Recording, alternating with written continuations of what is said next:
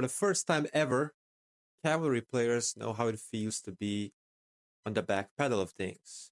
Usually, cavalry always got the upper hand in terms of field performance and overall in terms of rally and even sometimes even garrison. But now there comes a time where they have to bide their time and wait for their new release to be the dominant force once again. And here's some good news for cavalry dudes. I think next release is going to be very, very cracked, almost like Nevsky-esque. So we all know when Nevsky arrived, it was just crazy. Everything he brought onto the field, and even other activities, it was just monstrous in terms of stats. Well, the new archer commanders are kind of doing that thing, especially with in terms of the power creep when it comes to stats. And honestly, it might be another power creep on the horizon with snowballing. But first time it started off with cavalry, then moved on to infantry with Scipio Prime, and then it moved on to archers with Boudica Prime, and so on and so forth. So this time around, it's going to go from archers. And I know next cycle is leadership, but cavalry is probably going to be the proper counter to this garrison, which we'll know for sure is going to be one cavalry field commander and then one cavalry rally commander because we had Eleanor, who is a garrison commander. So that's really main reason I think cavalry needs to keep their hopes up for the next release because it will be monstrous in terms of stats. But one more thing is formations. So we know how they added the circle formation a couple months ago, and they thought like, hey, who's gonna actually use it? Because the stats at the time didn't make sense. The circle formation and the testudo formation.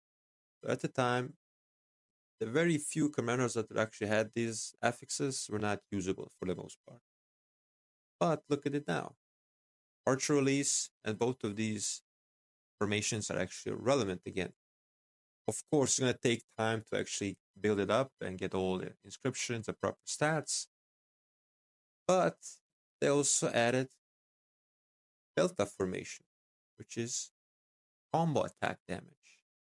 They added this recently, and Chiscool also made a video about this and thinking delta formation is going to be for cavalry in the future. And I think he is right. I think he's onto something.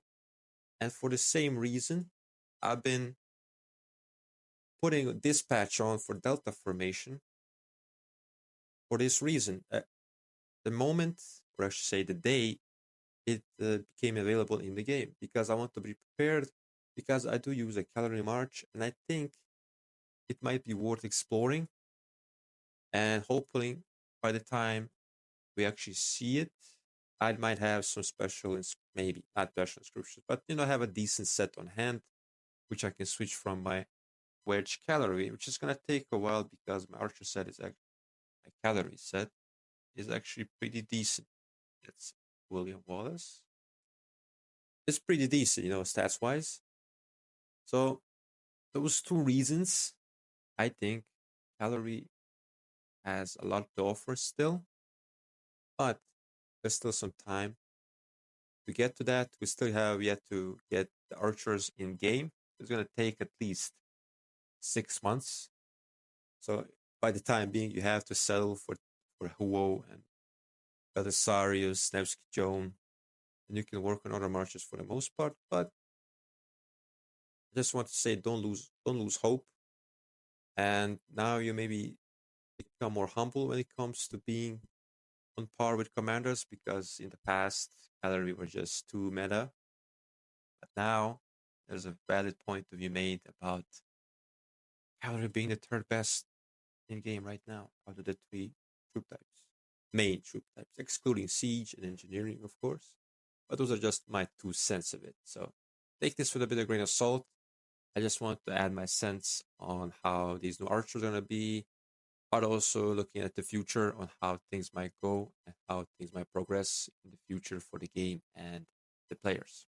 So, with that said, What do you guys think of it?